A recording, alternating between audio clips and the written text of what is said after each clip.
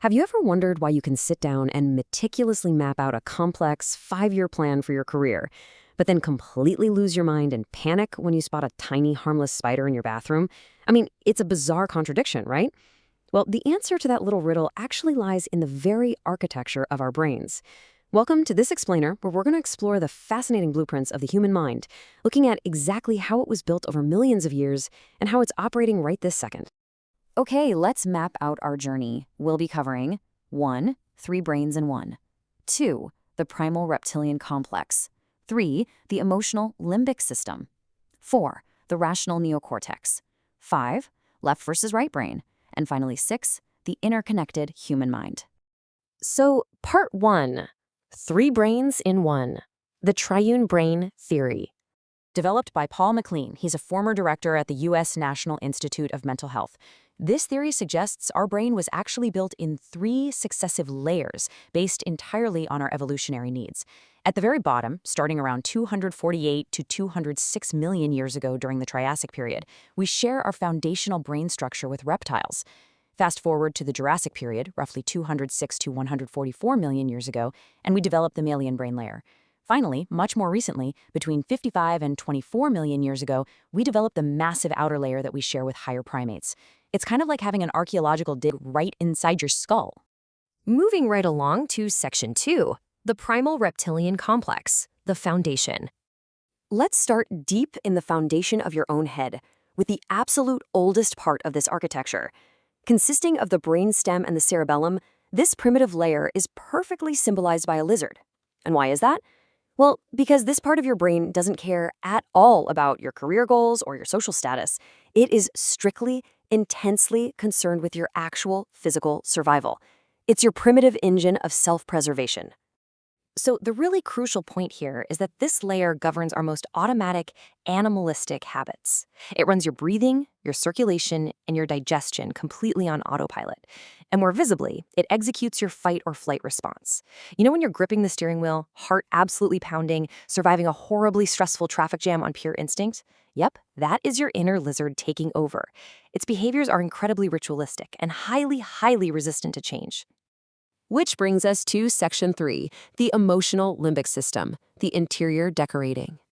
If the reptilian complex is the cold, concrete foundation, you can think of this intermediate layer as the interior decorating, the stuff that makes our mental house actually feel like a home. We've officially moved from the cold-blooded reptile to the warm-blooded mammal. This area is home to the amygdala and the hippocampus, and it's where the magic of the human experience really begins to deepen. It's where we first start feeling complex emotions like fear, pity, or that fierce protective love a parent has for a kid.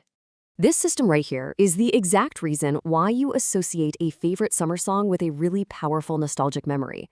Your hippocampus is hard at work converting information into long-term memory, and it essentially attaches an emotion marker to certain events so they're way easier to recall later. Meanwhile, the amygdala fires up when you feel sudden outrage or joy. Crucially, because it links emotion with behavior, this mammalian brain actually serves to inhibit that rigid, ritualistic lizard brain beneath it. It literally overrides strict routine with actual feelings. Up next, section 4, the rational neocortex, building the roof. Finally, we reach the newest evolutionary layer, and honestly, the one that truly separates us from the rest of the animal kingdom. Making up a massive 5/6 of the human brain, the neocortex is the outermost layer of our mind. To put that into perspective, if you were to flatten it out, it'd be about the size of a standard newspaper page, just crumpled all together to fit inside your skull. This layer is our astronaut. It's the structure rocketing us into logic, complex thought, and advanced intellect. This massive outer portion is the reason you can memorize mathematical formulas, navigate incredibly complex social interactions, or, write a novel. It gives us language and speech. But perhaps the most amazing thing is that it allows us to step out of the present moment. While the lizard and the mammal inside you are living entirely right now, your neocortex allows you to look ahead, anticipate, and actually plan for your future. All right, moving into section 5. Left versus right brain, the 2 wings of the house. Okay, so now we're going to pivot from that vertical evolutionary view to a horizontal split. Based on some absolutely incredible Nobel Prize-winning research done by American psychobiologist Roger W. Sperry back in the late 1960s, we know the brain actually has two distinctly different ways of processing information.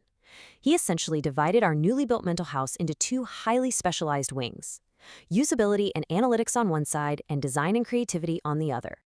Here we see the grand contrast laid out. It's a total battle of processing styles. On one side, we've got the rule-following, highly analytical left brain, working sequentially, step by step to get to an answer. And on the flip side, we have the free-associating, intuitive right brain that processes ideas simultaneously. It wants to look at the entire holistic picture before it even thinks about getting into the details. The right brain inventory is just fascinating. If you lean heavily this way, you're likely led by feelings rather than logic. You probably take mind photos to remember your life rather than relying on words.